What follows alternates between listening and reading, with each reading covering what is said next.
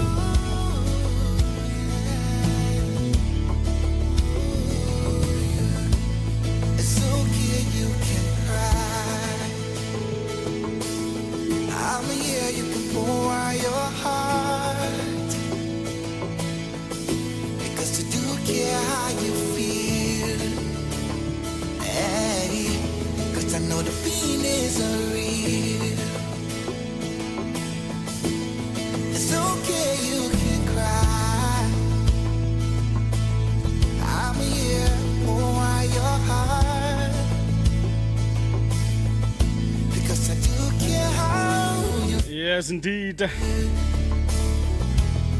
We are right here. I'll bring my shoulders when you need to cry. I'll wipe your tears and stay by your side. When you Count on me, P. Will Smith. This is the OK Conversation on OKFM 99.5. We have with us the Secretary General of OFA, that's the University of Liberia Faculty Association. I'll wipe your tears and stay by your side.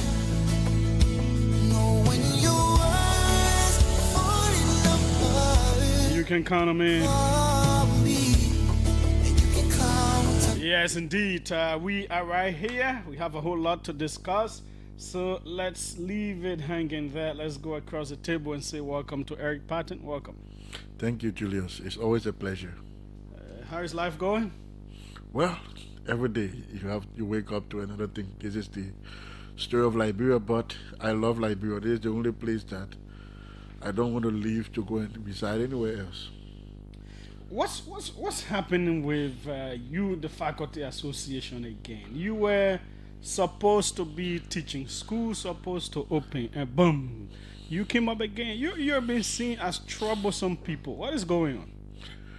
Well, I mean, thank you, Julius. It will always be the case that when people continue to argue for what is rightfully theirs, I mean, others who do not understand or who don't want to live up to their obligations, we, somehow term them as troublemakers. But I think we are one of the most peaceful people, and we are patient, very patient. We've come here severally, and if you recall, all of this started in 2021, and we had an MOU. So every time we come, we talk about our MOU, and some things will be done, and then you go to abandon, some things will be done. And one of the things that have been coming repeatedly has been the issue of payment of people who are part-timers.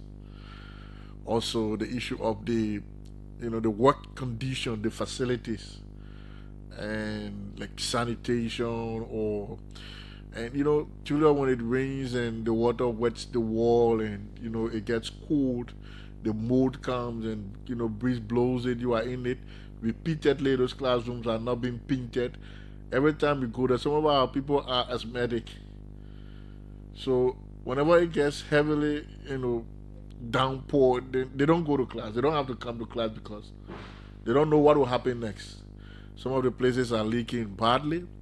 And I was just following the commentary where the US president was admitting to some of the things that we have been saying. And Julius, every time we spoke, like I said on one of your sister stations, that in the past, when we started this, the government of Liberia came and said, okay, we will sign a document with you, and we will develop a working pathway that will outline different timelines, how we do this and do that, so we all can monitor.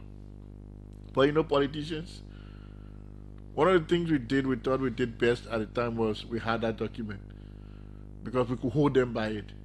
So whenever we raised issue, they will come and say, okay, let's go. We'll do it more. We'll dress. So the last government, whenever we raised issue, they will come, especially the Ministry of Finance. They will come. We had the issue of disparities, they came. But that problem we solved, Julius, has resurfaced. People have abused that situation.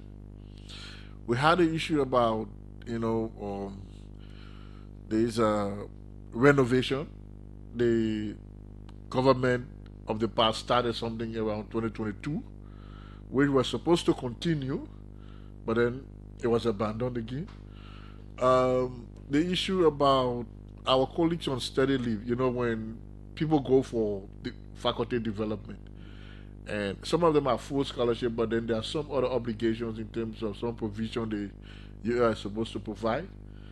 Those guys are there struggling for over 6, 7, 8 months.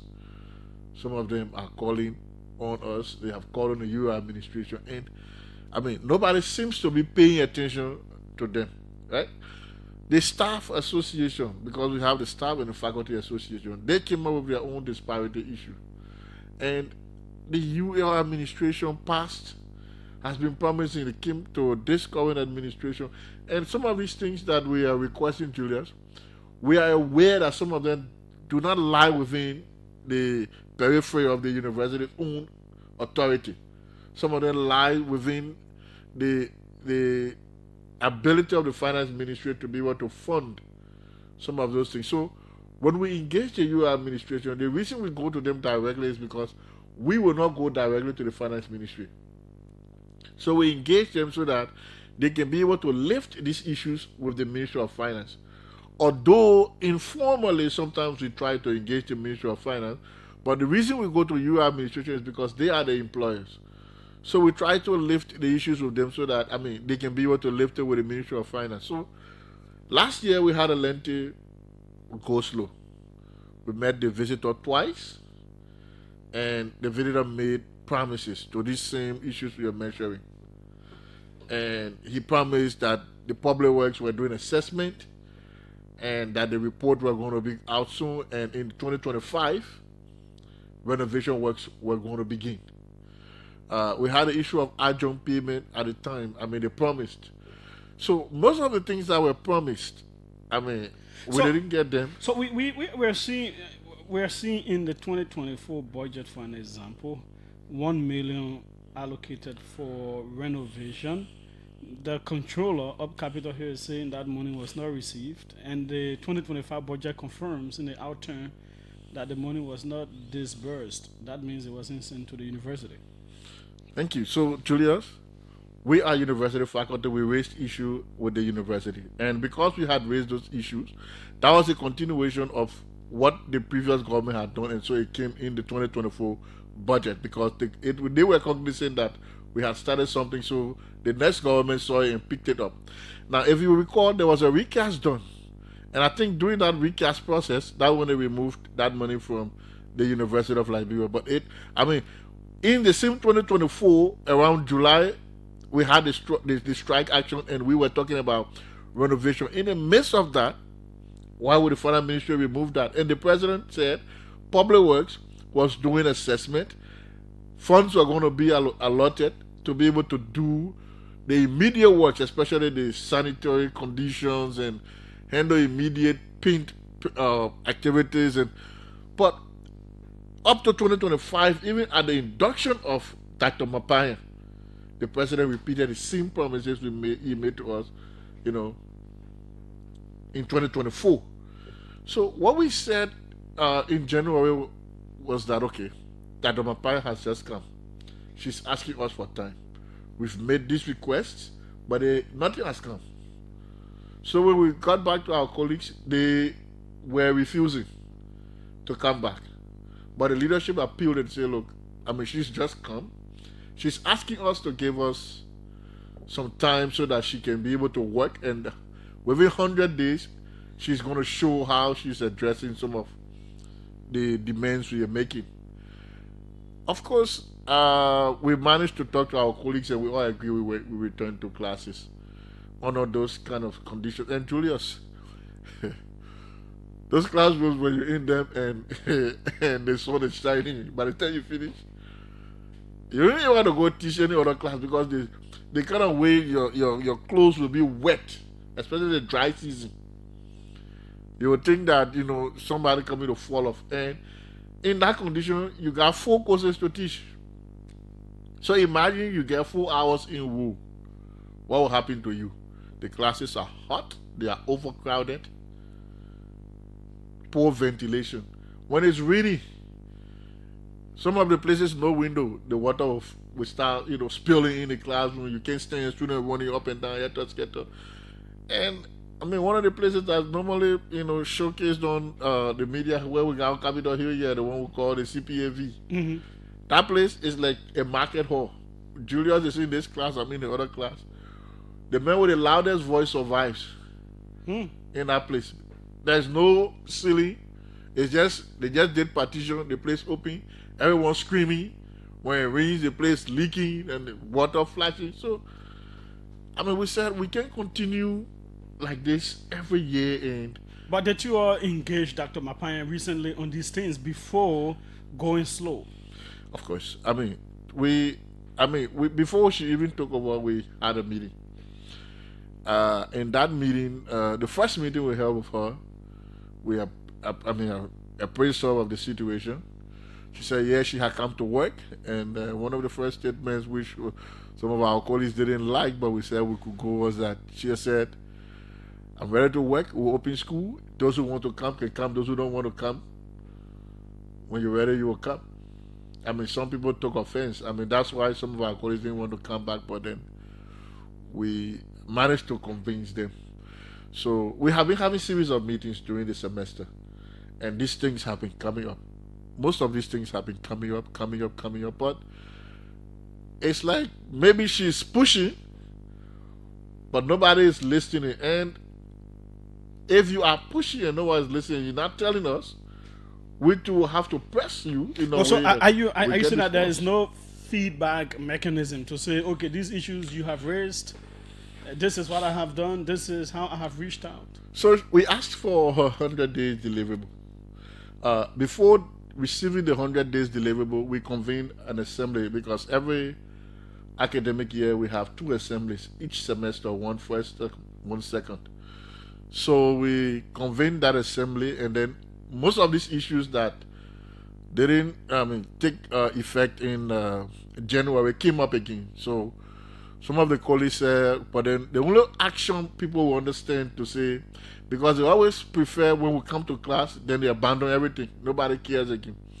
So it's to stay action. So we appealed again and said, let's work within a month to see whether there can be adjustments and there can be movements. Within that month, we requested the president's 100 days deliverables to see what was in there and what were some of the approaches. We met Dr. Mapaya, and she did acknowledge that, some of the things she promised, especially on sanitation and other things, she didn't get in her will, and some of the things were not going to be done in a short possible time. So one of the things we were calling for, okay, if it can be done, then let's have an agreement. What can be done now? You tell us. What can be done now? We have time, but then we can't do this alone as University of Liberia. You need to invite the Ministry of Finance to sit down, because even if you sign that document, it's still powerless, because the Ministry of Finance will tell you sign it on your own. But when there's signature there, that is a commitment, and that's where we are. So when we got back, our colleagues said that much was being exerted to address those issues. So the only way they will call attention was to ensure that we stay out of activities. Let me read something from your colleagues, adjunct professors, who are not in line with you. They think you are unilaterally doing things. Let me bring out their statement. This is the OK Conversation on OKFM 99.5. Okay, so this is it. The Adjunct Faculty Association of the University of Liberia, AFIUL, distances itself from the University of Liberia Faculty Association's planned protest. While it respects OFA's position, the group believes that dialogue is the way forward. Alpha UL will not support any action that has the propensity to derail the advancement of higher education, which remains a priority for our country, Liberia. One, the decision by Alpha was made unilaterally without the say of Alpha UL. What do you say about these claims? Well, the first thing, Julius, there's no group at the university called Alpha UL. We don't know that group. We just heard about that group recently.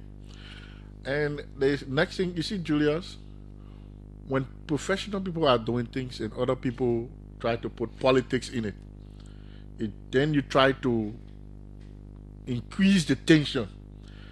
We got to know that this group was acknowledged by the Universal Library Authority when the board invited us for meeting yesterday. In fact, one of the things that happened was that this is a group that was organized by somebody in the UL administration. What they did with the group was that while we were calling for the payment of adjunct, who are not taking pay for the first semester. Yeah, because I am surprised that you are mentioning them in your issues, and they are saying no, we're not part of it. So what happened is that they were making noise for them not taking pay for the first semester, and then vacation school added there. This, while we were coming to our assembly, somebody organized them. Who organized them? I don't know. We even engaged with the UL board. Who is organized? Somebody organized them, and they've been in the final office. How will they pay them? Their group. So we see them like someone is organizing a rival group to the University Faculty Association. But let me tell you. By the way, who are the adjunct Faculty Association? So let me tell you, Julius. Who are the adjunct people? What do they do? So adjunct are people who are not full employees, Okay. but render services in academia Part-time? on a part-time basis. But let me tell you see, Julius, this is where Liberia problems lies, right? And are they individually part of OFA? Does OFA represent all of them? So OFA represents all issues for academia, people who are teaching. In the OFA constitution, adjunct or part-time are considered as affiliate or associate members. Okay. Although they don't pay dues to OFA. The only people who pay dues are full-timers. But there's something I want to strike, Julius. And it's troubling for our country. It's even troubling because tensions are really, going high at the University of Liberia. Some people don't understand the society, the terrain they operate in the camp. Now, the fellow who is accusing us of unilaterally taking decisions without consulting them was just the other day advocating for rights with Mobile Molu, we the people, as Secretary General. George Tengbe? Mm-hmm. He was with Mobile Molu stand, calling President Bwaka, par labor practice, this one, that one, you must account, you must speak to us. The same man turn around, we are advocating for the rights of people. He allows himself to be paid to go against these same people. Well, allegedly. But Julius, they may already finish taking pay. I can tell you, 100%. They were the first group that took pay. He finished getting his own money already. So he's allowing himself to be used by somebody in the administration against the group that's advocating for the benefit of the larger group. I wonder how much he's doing to Mobile Molu. If he's not even leaking information, Molu should be careful with him. Because if he's a pay agent in one place, he could be pay agent everywhere. Let me read further. Count 2. Alpha UL refuses to be used as foot soldiers in a fight that ignores its contribution. Are you ignoring their contributions?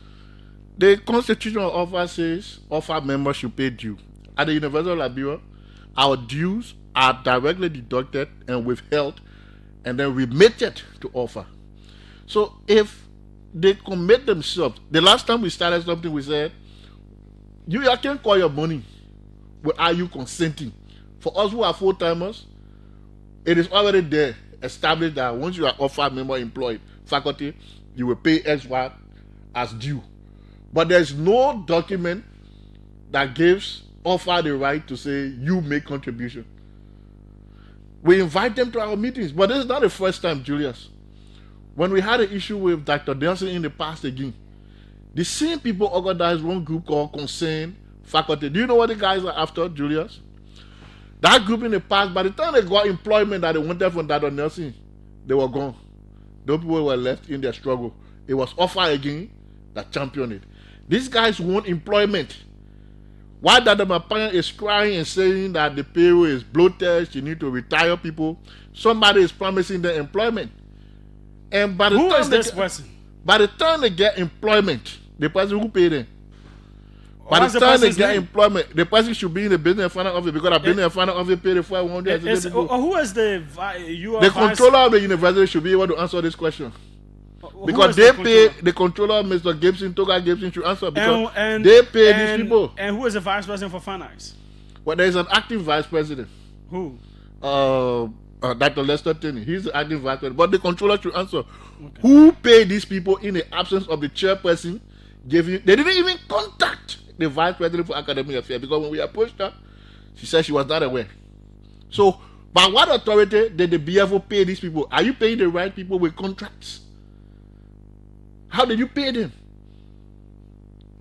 3. FIU believes in advocacy that pushes the organization's vision and objectives, which include, but are not limited to, ensuring that qualified adjuncts are paid on time, commensurate with qualifications and experience. 4.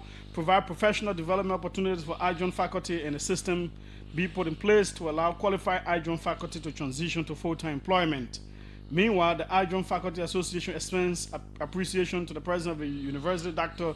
Lady Mapanya, for her efforts ensuring that faculty members receive their arrears and her willingness to always listen whenever she's called upon. The association also embraces the concerns and engagement of the Board of Trustees. Hence, the Adjunct Faculty Association calls on all its members to continue their respective duties and responsibilities as the leadership continues to engage the leadership of the university to provide equal dignity and respect for all. Signed, George Stengberg. Approved, Wilhelmina Gar Stevens, President.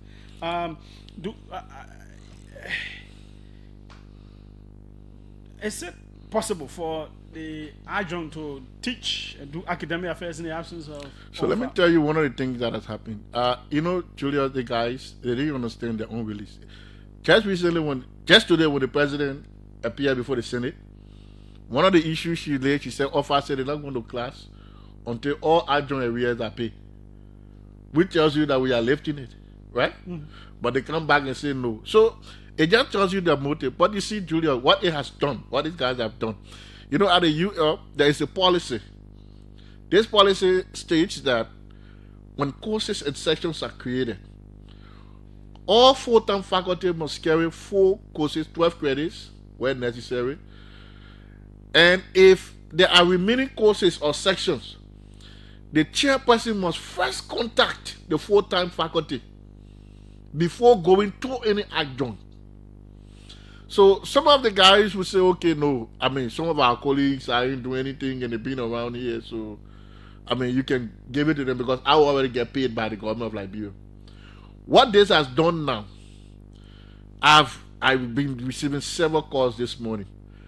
Faculty are demanding now there are 4 courses plus additional 2, and that's the policy of the university. The university is already attempting to reduce the number of adjuncts, right? Mm-hmm. Because of the kind of cost that it places on the university. So, if a full-timer requests all of his load, given the current capacity of the University of Liberia, you won't have much part-timers. Because university can create more sections when there are no buildings, no matter what you do. Because those sections are not operating in SCA, and we're not operating blended, right? So, chairpersons now are even angrier. These guys, because the chairpersons are the ones under fire from other adjunct people that you allow some people to get paid. When you get paid, when you reach the order, you get off 50%. We can't accept 50%. You understand it? So, these chairpersons are also now angry. So, people who are not part of your group may fall victim because one group of people or few group of people put their selfish interest because somebody promising them employment. And I can tell you for free, Julius, we have a lot of our colleagues who are still waiting for the statuses to be changed since they got different degrees. Some of them have returned, they have not been ruled out. we are monitoring the processes of the HR. All of our colleagues who are full-time that are supposed to be factored in the right process will be factored before any adjunct. And if the university tries to do that, because we see some people have been here for 2-3 years waiting for, because they got a master's, they came back waiting for change of status. Some people graduated last month and got changed the next month, picking and choosing. And those are some of the things we are going against. People favoring certain group of people, and all that weight comes back to the faculty association. You all had a meeting, I believe, with the board on yesterday. Is there a resolution in sight? Well, we have made clear to the board what we would not compromise now and what we can sit and discuss. They asked us to give them their ideas. We drafted what we have, and some of the things we said: one, we're not going to compromise not paying the full arrears of our colleagues for the first semester in the vacation school for us to return to class. Where do the arrears come from? Which years and months? So currently we are talking about the first semester and the vacation school. This year. Oh, okay. I thought it was something from way back. There's still people have areas from way back, but you see the way you are run, and one of the reasons why you see we're adamant. When your money leave there, 2-3 semesters, leave it. Don't waste your time to go after you and not get. Oh. That's the reason why you see when the UL say we pay you 50%, we'll find the money later. People say we not agree because that money will not come. You will work, you'll get tired. We, the faculty association, will even run after it, will get exhausted. That's one of the reasons you see we're saying we're not allowing it to even go to the semester.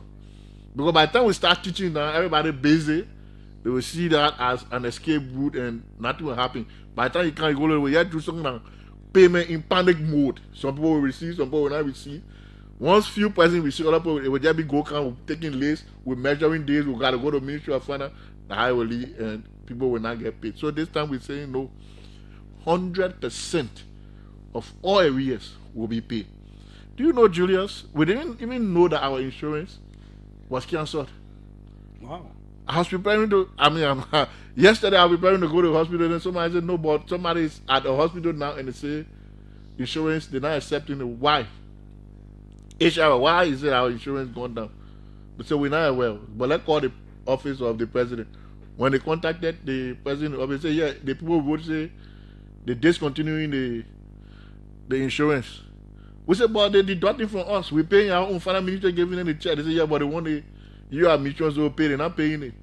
And Julia, if you do the calculation every month, we pay $13. You are supposed to pay that portion. But just by our $13, every month, all I'm going to the hospital every month. Mm-hmm. You get over $20,000 from us every month, whether we go to the hospital or not. That is something just there for group insurance. When you go to the hospital, they will say, when you're using it, they send you to facilities that you don't even get the treatment you require to get. So sometimes you will just get angry and go to different facilities.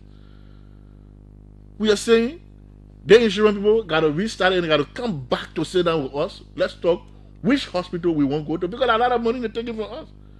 Mm-hmm. $20,000. Over $20,000 every month you're taking from us. They're not small money you're taking from us. Finance minister give you the check directly. So even if you are portion not there, you should be able to understand that the same money you're collecting, not all of them go to the hospital. So you can go, but you're collecting our money already, our portion. Then you say you discontinue the insurance. That is disingenuous to us. Now, the issues of UL are so convoluted. Once you, the faculties, have issues, then SUP also jumps into it. People always think that some of you in the faculty could be micromanaging the activities of SUP, and then the riots and the demonstrations take place, police on campus and all that stuff. So I think the students and the president of the university have been having a series of meetings. They have been having a lot of meetings. Not just the current interim leadership, but she has been having meetings with political parties. And when they have their issues, what are the disagreements, they have come to us, complained on occasions that they went to the UR president and the reception they got. So what we advised them was we also sometimes are not satisfied, but we have different approaches. When we go in the UR administration is not listening to us, sometimes we go to the board. But then you guys have to find, some other way to be able to convince the public that these are the approaches that we have taken, so that they'll see that, you guys have exhausted most of your approaches. So students' issues are different from the faculty issue. Of course, the renovation we're talking about will be interlocking because both groups will benefit from it. But it could be coincidental, but they have their issues. Sometimes in school they put run us out of class. It's not because the faculty telling them. So do we tell them run us out of class? We have complained that sometimes some of our colleagues get beaten in these riots.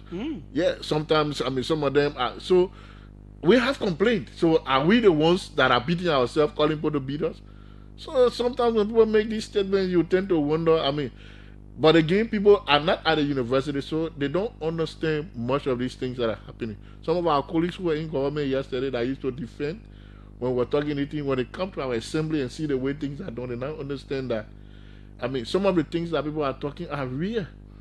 They're not so. It's just that when people are tired and they have had this patience and the patience gets worn out, they try to find some kind of way to ensure that people listen. Now, the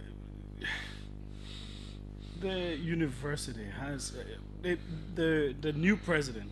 She promised a whole lot of things, and people felt her international connections and all of that would have brought some kind of relief. Has that started bearing fruit? That's one. Two, are some of the promises, 100-day deliverables, and all those things, are they coming to fruition?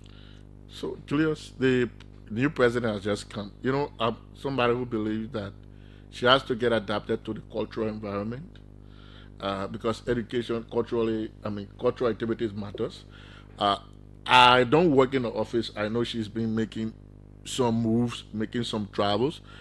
But generally, I think from our observation, the government has not been forthcoming because I believe that there were negotiations held, and she gave you what she wanted from you, and you agreed. So it is only fair enough that you be able to support her as a new president to be able to solve some of, because these problems we're talking about, she didn't create them. She met them there, and they are so enormous. She's trying, and like we told her yesterday, we said we are sorry that you came at this time, but why is true that you want us to be patient, but our patience have been long gone. It's only unfortunate that you are crossed. It's almost like a crossfire. But the government has to be deliberate to support the university administration, especially when you bring a new president and you make commitments. One of the things the Ministry of Finance keeps pushing is the university payroll. You see, Julius, I don't understand people. You say Liberia must diverse. You're bringing new programs. It is not possible for the university payroll to remain stagnant. Because when for example, the university just launched the gender PhD program. Who will teach it? Other people you got to hire. You just launched a PhD in peace and security. You launched a PhD in education. You are establishing new programs. Who will teach those programs? You got to bring people to teach them. So the budget of the university in terms of salary will continue to rise because you're not going to be sticking to the traditional fields you have. As new fields emerge. And then there's a UNDP, a UL Masters for AI. Artificial intelligence. Who's going to teach that? So those are costs for the university. So the government seeing this, and that's one of the questions I posed to the senator and the board chair yesterday. Senator, the Liberia is struggling to support TU and University of Liberia. But we have every country got one university. If we can support you and TU fully, how sure are we that even in those counties, the kind of quality of education the people get will provide? If we are challenged, then let's make best use of the ones we have.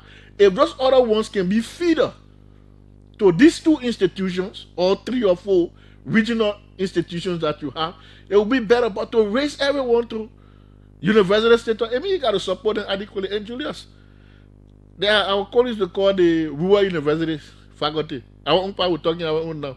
Rural university, all the counties, Daga University, the part of the people, they may be going on their own very soon. And that one have more than one county. Why? Because they still have similar issues like this. So the government has to have a plan. Our facility there, even if you renovate it now, Julius, the crowd will overwhelm it. So we gotta be making plans now for new facilities. Like we did with the fisheries, right? We knew we wanted to organize the fisheries, and then thankfully they put in the project that will construct a facility, right? So in 4, 5, 6, 7 years, based on the number, we got to start making plans that we adjust the facility because the number of people will be coming. And that's not what UL has been doing. We just be taking. We reach a point now, we can't take students. We get 13,000 person entry. Because we can't take it, we got to be very stringent to get a few people. Okay. Now, lots of a whole lot of the finance ministers have come from UL. They've been there. They have either been supers or CMAs or something. They were involved in student politics and all of that. In terms of giving you listening ears and the kind of support, who has stood out? Well, Julius, for my time as a faculty and being in a position, I do not know the history of the other finance ministers who graduated from the university in terms of those crises and what they did in terms of the marks. Or I know Madam Salif at some point in time when Anthony Sayaway, when she brought Dr. Emmett Dennis, increased the salary then of the faculty association. I know by then the Chinese constructed what we call now our Chinese building, that is the academic complex.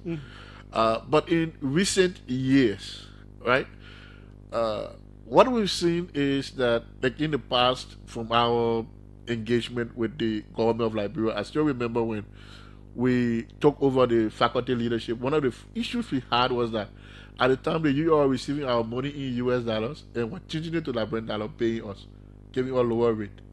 So the first issue we raised was to go to the finance minister, Minister Tue. And by the time we reached there, the guy said, "You bring evidence." By the time we provided the evidence, it was reversed immediately the next month. Okay. Then when we did assessment and started talking to the university administration and they were not responsive, we had the first issue. The finance ministry immediately came and said, "What are the issues?" We sat down and then we discussed and said, "Okay, we'll do something." When they were not forthcoming, we hit again and said, "Okay, let's sit down now. What are the immediate issues?" Minister Magay will come and say, "Okay, let's sit down. Tell us the issues. We'll put it before the president. If it means that we will find resources to do this, let's do it." So you had a group of people, although they were not doing 100%, but when the issues were there was the group from the government side that will come to support the UR administration and sit with the faculty and the UR administration and say, "Okay, what are the issues? We can't do this now. We'll do this one. We'll take it from this level. The other ones we can commit ourselves, say, by this time we'll do this, by this one we'll do this." So how we saw, for example, the disparity in salaries issue, we handled a metrics, and they could not pay the cost of the arrears of those disparity, and then we negotiated a certain percentage and they paid. So going forward, we did the standardization and the increment of the salary they paid. We talked about renovation. When we called and something, they came. 700,000 was provided in 2022 to begin the first phase of the renovation. Those marks are there, right? When we talk about our NASCOP, the UL had collected from us and they were not remitting. So they had this huge debt. When we realized it and we raised the NASCOP issue, they came again and said, "Look, UL was not remitting, so there's a huge debt at NASCOP." So what we would do as a government... If UL was not remitting, then where was the money going? Nobody knows. You can't tell us that other story. That means someone was eating it? Somebody was eating it. When we asked, they said they use it for operation. How do you use our contributions for retirement for the operation? So the guys came and said, "Okay, what we will do, this is complicated." So the government will absorb this as a debt. We will go to NASCOP and sign an agreement. That agreement will be between UL administration, finance ministry as the government of Liberia, and NASCOP. So that agreement was for NASCOP going forward from 2022 to receive directly our pension or our social security contribution from the Ministry of Finance. That's one. They were going to arrange a payment plan so that a certain portion of the UL operations funding will go to NASCOP to be able to over time cover those arrears and make the UL current. On the UL side, every month now they were supposed to supply this soft copy, the digital copy of your employment listing of contributors. So that's how NASCOP was able to, because on the UL payroll, you have retirees there. It was bloated. That's how the first group was transferred. That was negotiation from the Ministry of Finance. So you can see how the group then pushed. When the new government came in 2024, we had issue because the renovation should have continued in 2023. But because of the election, it didn't happen. We said, okay, let's get the government sometime in 2024 and see. But then we started doing small engagement and nothing will happen until in July, we had our first strike. In that strike, I mean, when we were trying to resolve, we met the Ministry of Finance authorities, we made it clear to them. We met the minister then, we made it clear. I said, okay, the financial system will send some people to work with UL. We'll try to do this, we'll try to do that. But Julius, since then, if we got issues, we try to reach now, they're not responsive. They are not responsive, the Ministry of Finance. But why did it appear then that the previous administration was not doing anything good for UL and there were always these soup stuff? It always appeared like no one was saying what they were doing. No, I mean, we said it. For me, I was one person. I mean, when people say free tuition was a problem, I am one person who still say I attended UL.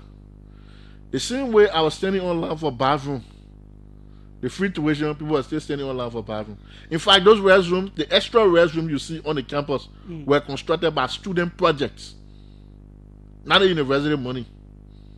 That student graduating student class projects constructed them.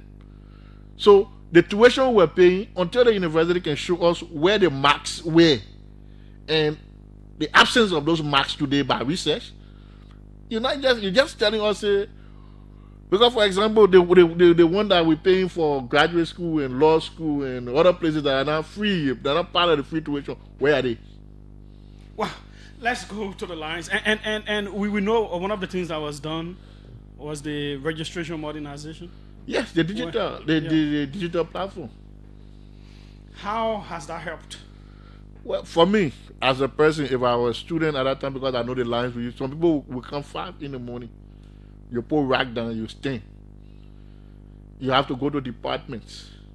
From one department, if English department is in Fender and you on Capitol Hill, you got to transfer yourself, go to English to sign your course and come back. But this time you can sit down to your hall and just do everything. Okay.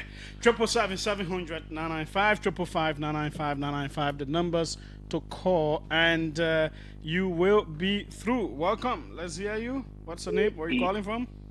Yeah, good afternoon, Julius.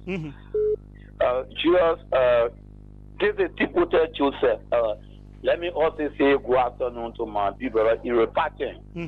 I'm a student of the University of Liberia and a preacher of State University that had to do with the physical infrastructure, how it looked like on the university campus. Julius, truly too, the university's physical infrastructure is very much devastated and it is dilapidated. And we are called down with a number of university president after university president or county. Oh, we'll do this. At the end of the day, the student will be the data. You see the CPSV building that he made mention of. The thing that on the CPSV building, I think on the very time that building was constructed as a graduate hall, that thing is still there. Like he said, if you in CPSV 9, you're teaching French and somebody is also on the side teaching English. You know the French are something that you have to restart. The whole building will be noisy and there will be nobody that will understand each other. Okay. So that's addressing the place. Thanks so kindly. Let's take other people. Welcome. Let's hear you. Julius Patrick Soa. Go ahead, Patrick, former Super President. Yeah. Like the brother said, Julius, anybody who tells you that the free tuition was not a good thing at the University of Liberia, false and misleading. I entered the UL 2004-5. When I entered at that time, we used to register in black plastic bags.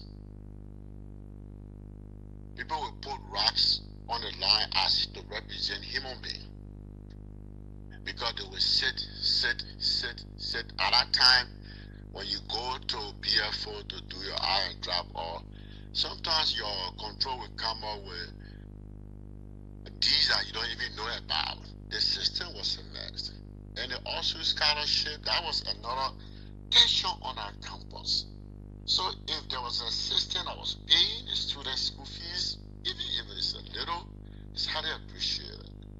And I think the problem on our campus is government support. There's a need for us to take politics out. Let's take propaganda out. Look at the building I saw, the graduate building where they come in to be offering, I think, PhD. See that building, Julius. For God's sake, in heaven, some of the government officials, go see their houses, the building. Go see the places they live in, how decent, and they are teaching some of them from the University of Liberia. Go see their houses, go see the graduate building over there where they're about to teach PhDs. Go see how dirty, how nasty, how rotten it is. And we are passing around saying we are educated, we are comrades, we are Baku, and we got dirty places, man. I'm sorry, man. Thank you. Okay. Thanks so kindly as well. Let's see who's here. Welcome. Let's hear you. What's your name? Where are you calling from? Thank you, Julius. My name is Oliver Enche, and I'm calling from First Street Finger. Just as our staff in the studios there, people just thought that they passed administration because of McKinsey, so they were not doing anything. As in said, let's put the situation aside. We are paying, the quality of education wouldn't be established. We are paying a fee of $2,550 that has in it our ID card. So what happens at the end of the year, I'm only taking ID card one. Yeah, every semester I'm paying money for ID card. Where is it going? Is that the free situation too that you can go at the AP building, Julius? We can bump each other, but there's no electricity. In the AP building, we can bump. There's someone coming with in black. They will bump each other, but there's no electricity. Come around me, campus, the graduate building. Since early things, a couple of things have not touched it. What happened to it? So are the graduate people not doing it? These things are systematic, their own age problem. Okay, thanks so kindly. Let's take others. Welcome. Let's hear you. Yeah, good day, Julius, and good day to your guests in studio and Idris Belete. I'd like to say a warm greeting to the guests. We worked together during the renovation of the University of Liberia. Julius, we did excellent work there. We may have not completed it because the size of the facility and the timing. We were able to, that we attempted doing a borehole at the university to provide them running water. There were 2 spouts that we carried through a borehole machine, and we dug, but we could not locate water. Oh. We also, yes, we did that during our administration. We were able to roof some old outlaid concrete flat. The concrete building that they flat, at certain time. Yeah, the flat top. The flat top, we placed roof on top of them from the TH to GH buildings. We also re-roofed the SQ building. We painted, we ran sewage lines. Yeah, the influx of students at times, sometimes the management, sometimes these things don't last because, so you see, the thing about, especially restroom, you need somebody at the door. You need somebody that will check in and out. But we did some excellent work. We work with area and other people, and we were able to give some facelift. But the thing about the university also, my brother, we need to, the government upon government, there's a need to tar those buildings. Every night there you have to be painting. It comes with extra cost. The things that we have here, they are not long lasting. They serve you for dry season, and the following rainy season, all the structure get molded. So, and this is a government institution, it's the face of our country. So government upon government to come, I don't know whether these people will do it, but if other governments should succeed them, which we are hoping to do, they should need to look at putting down no buildings. Okay. So that it just be once and for all. Thanks. Thank you very much. Thanks so kindly, Idris. Let's take this one. I saw Dr. Lester Tenney try calling. I'll call him back. Welcome. Let's hear you. But right here. Quickly. Julius, the situation at the state-run university has vindicated former President Weir. It just anyone problem is just a long last problem. The line is getting better. I don't know if it's the ring. Is it better now? Yeah, better. Yeah. So what I can't fathom is why offer is. I'm trying to hold you on, but it is I don't know. Try again and make that point. Yeah, offer is trying to push for the effort of teachers. You got another group of people trying to afford them. Is it the crab mentality or what? How do you think that you're going to move forward? Thanks so kindly. We'll hold you there. This will be the final one. Dr. Tenney, welcome. Yeah, good afternoon.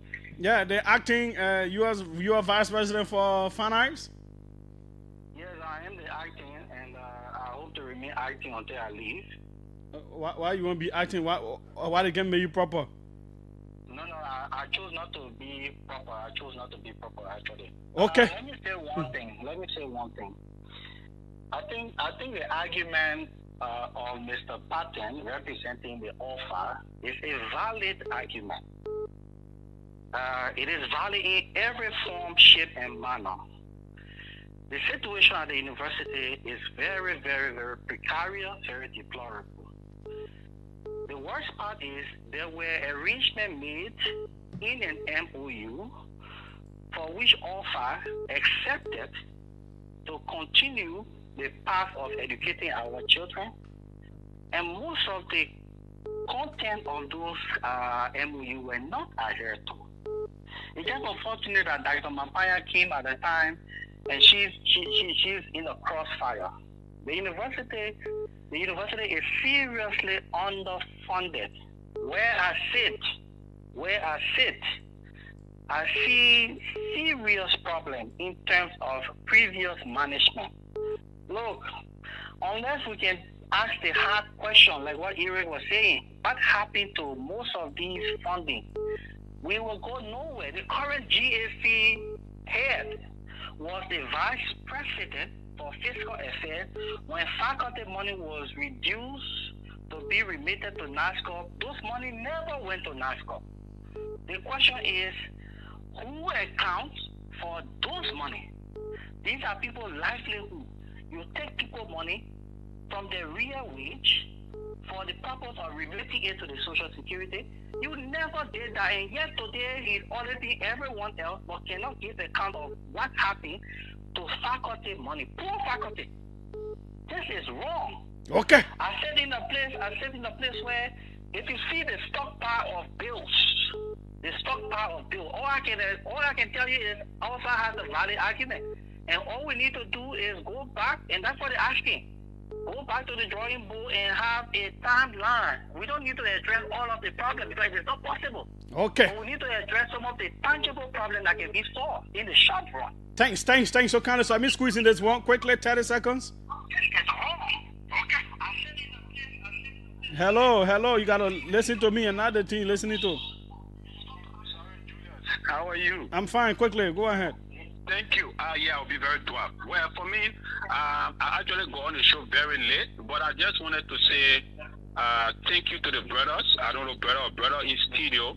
I listened to where he actually outlined what the previous our government did, and I was amazed. Like your question you asked, it was saying like we didn't do anything. That is our fault. But thank you, brother. I think you are apolitical, and that is just to tell you how well President we have managed this country. Thank you. Thanks so kindly. We come back to you. Just 1 minute to wrap up. The news is up next. Yes, thank you, Julius. And I will end on the graduate school building. You know, I remember one of the meetings we held with the past leadership. One of the buildings that was on the social media frequently was the business college building. Mm-hmm. So then the government painted the building. So when they made a toy Minister Maggie said, but they other bidding here. He said, oh, would the US say, but they bidding, it will be the next thing. Minister Maggie said, if we're not paying the bidding, that it will go on social media. But the same suggestion he made was the same suggestion he made. He said, that's what Maggie yeah, said. he said we need to think about tying the bidding because to be fair, government get money to be painting all the bidding every time. And that was to the UL administration at the time. And I think, like Idris said, we have to start planning. But beyond that, Julius, the UL needs more facilities. And I think when the president appointed the board, one of the reasons he added multilateral companies and other people on the board was because he wanted the UL administration to leverage the opportunities that they bring. I think they should take advantage of it and go out there. We have promised if they want us to join them to go out there, to have a fundraising or to engage people, offer is ready. But for now, once you have projects, people may want to contribute. Of course, nationals Julius will like to contribute to projects. You got to be clear on your strategic plan. What they is will it? be happy to say, as Asla Meta, for example, build this building. B Mountain buildings, other, Asla Meta, BA Mountain has to see your strategic plan, what it contains within it, and say, okay, I will do this. I will do that. That's how we go, Eric. Thanks so kindly for coming. We appreciate it. My name is Julius Chair. Tomorrow, somebody else will be here. Monday, we will be back. The OK Conversation, always alive, always here. We are out. From the golden sand of Maryland County to the lush forest of the Western region.